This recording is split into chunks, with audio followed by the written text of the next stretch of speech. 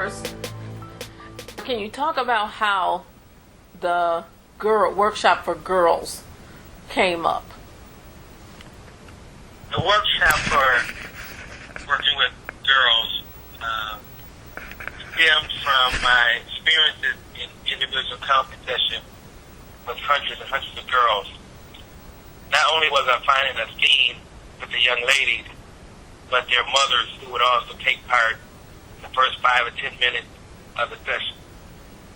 So it was almost like these young ladies, like mother, like daughter. You often hear the statement, like father, like son, but I think it's also true, like mother, like daughter. And the common thing that I found was levels of depression, levels of being very concerned with body image and physical appearance. And then they all tended to make one or two minor poor decisions that ended up chasing them and being an issue for years and years to come. So having watched this for the last 15, 20 years, I just looking for an opportunity to finally be able to put together a group of people to do a workshop with me to discuss not a new development trend, but an ongoing trend that continues to sidetrack bright and brilliant young ladies and mothers. Okay, thank you. What do you think, because it sounds like it's a trend that you've seen for a long time, what do you think is feeding the trend? I think it's the overall pressure or expectation from society and families and television and music for the young ladies to fit in, to have all sorts of friendships and buying into I don't want to say a fantasy world, but buying into a concept that can be experienced, but it takes hard work and dedication. It takes a plan, and it takes character. Well, all these images and messages that the young girls and moms are getting are not talking about what it takes to get there. So when a glimmer or a glimpse of possibly grabbing hold of one of those concepts comes, the girls don't have what it takes to maintain it or to excel with it, and they end up become captivated or captured by it, and they spend a lot of years chasing it. One would be dating. There's a strong need for girls to date, in middle school and high school. I just don't remember that being the case, 20, 30, 40 years ago. It wasn't an absolute necessary definition of who you are for a girl to have a boyfriend back when I was high school. If you had one, fine, but if you didn't, fine. But now, having a boyfriend is the ultimate stamp of approval that you can get amongst your peers. Whether it's a boyfriend or having a girlfriend, it's a lot of lesbian and alternative lifestyle stuff coming up, because when the girls cannot get a guy who wants to like them and date them, they still have a need for companionship and friendship and someone taking interest in them. And then that's when they move over to dating same-sex relationships. Do you believe there's any level of pressure or peer pressure that girls experience around this having a boyfriend? Well, we all have a need for affiliation and a peer group. So that's just a basic human thing. So it is an innate need to feel supported and accepted by your peers. In that acceptance for girls, I think a lot of it is having a boyfriend or having a meaningful love relationship. I would call it a need.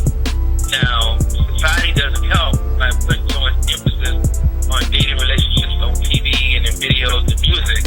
And that only furthers the point that we wish wasn't so sharp in its ability. But we have a need for affiliation. We have a need to be appreciated and thought highly of by our peer group.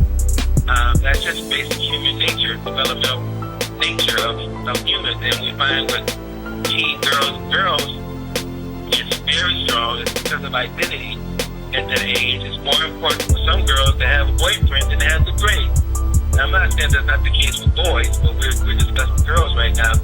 Because the things that's important for a 10th grader, 11th grader right now are not the things that tend to carry them the next 20 years person in life in a positive way. It's this whole image and concept of void or meaningful relationships. Do you think the love relationship in the home in any way mitigates the need for a girl to want a boyfriend, or is it really, as you stated so eloquently, it is something, a need for, what did you call it? A need for affiliation. Yeah. Is it just a normal need for? So what I'm saying is, if they have a strongest sense of affiliation just within their own family, their own, family that lives in their house, does that affect how strongly they will want to have this boyfriend relationship? I think having a strong family support system and being bonded and close to the parents that live in the home or parents that are not in the home, I think it does help. But even the most wholesome, strongest support system within the home with loving parents that go the extra mile, I think the young lady still has to decide, still has to deal with dating issues and feeling pretty and feeling like you're good enough or that someone wants you. This could be in a single-parent home, a two-parent home. You could be in a home where the girl is raised by a grandparent. It still has to be dealt with. Now, having values and character and excellent support system and resources and cultural experience that helps the young lady, she still will have to deal with fitting in and being accepted by her peer group. And a major piece of that is the dating. Okay. And then lastly, your flyer, as I look at it, talks about several topics, the nature of body dissatisfaction, using positive affirmations, my daddy, your ex, you're messing up my life, depressive disorder, self-perception, she is my mirror. What benefits will participants who attend, what will they get out of this? It's my belief that most of us that work with young ladies that's on our caseload, those that's on our counseling load or case management load, or even the women in our workplace, we don't really understand the psychosocial aspect of teen girls. We desire to understand it, and we want to do a good job with it, but I don't think we understand the intricate parts of these young ladies and where they're coming from and how they need to express themselves. I mean, it's a serious issue when this young girl wants a meaningful relationship with her birth dad, but the birth mom will not let it happen successfully because of what he did to the birth mom. You cannot counsel that out. That is a major issue. Another issue that we're finding with the mothers is they see themselves being repeated again with their teen daughter. She is the mirror of who they are. And that brings up all kind of positive and negative connotations for the birth mother. So by getting a better understanding of the intricate working parts of what's happening with this young lady, how this 14-year-old can move in certain directions emotionally, socially, academically, to understand that, we would do a better job of working with them, mentoring them, guiding them towards career plans, discussing critical topics like premarital sex and body image and hair care and skin care and holistic living. We have to understand where these girls are. And right now, I don't think many people in society as a whole have understanding right where these girls are.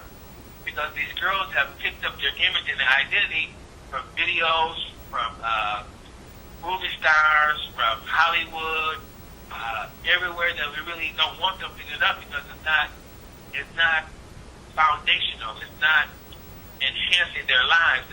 It's feeding them a lie or a false reality, and the girls are finding hook, line, and sinker. We need to know what these girls are really going through mentally, emotionally, and how they're developing, and how their cognitions tie into all the work that we see that will produce a high school dropout. Years ago, you would never hear of a teen girl dropping out. Even if she got pregnant in high school, she would go back and finish school. She would just do that. Well, now that's not the case. She'll drop out, and mom will allow the boyfriend to move into the house with the whole family, and you got a whole other dynamic going on. Yeah. So when you talked about, I thought that was going to be my last question, but that answer was just, so thought provoking. It inspired this question here, and that is the issue of dad not being in the home, and girl wanting love kind of attention, or not so much dad not being in the home, but the relationship with dad not being intact.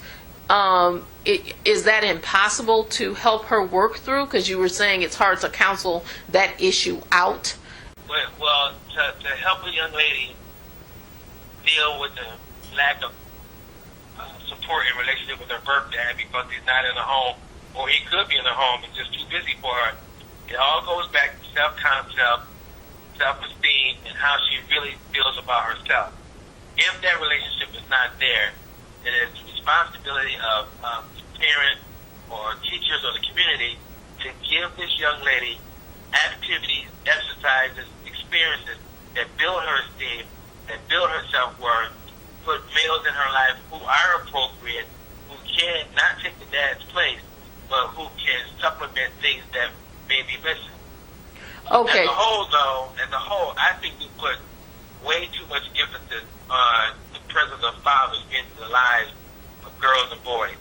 I do believe it's very important. I believe it's a critical piece of it, but a child's life should not be determined or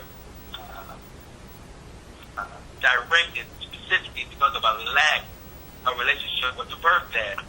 Because you've got too many successful black women and black men, white women and white men who were raised in single-parent homes without a father, who have done remarkable things, who have gone on to lead nations and lead the world and establish Fortune 500 businesses and find the cure for major diseases. So while we would like for everybody to have a wonderful relationship with their birth dad that's supportive and gives them everything they need, to not have it is being focused on way too much, because there's too many people who are doing it in spite of a lack of relationship with their birth dad. There's too many success stories out there to focus on the one or two that don't make it. So we give this young lady all the experiences you can that build that aspect of her that supplements or at least tries to make the needs met that the birth father can do it. It would be good if the birth mothers married or had a meaningful relationship with a male that was positive, that could give the daughter, or the grandfather that could give this daughter, the teen girl, what she needed. I mean, there's lots of ways to do it. You've got community organizations. There's a lot of things to do. But if you don't get it, then there's things that parents and workers can do intentionally to fill that void partially for the young lady so that she won't be crippled by it to whatever degree the rest of her life. Okay, and those are some of the things that will get discussed at the Teen Girls Depression and Body Image Workshop. Yeah.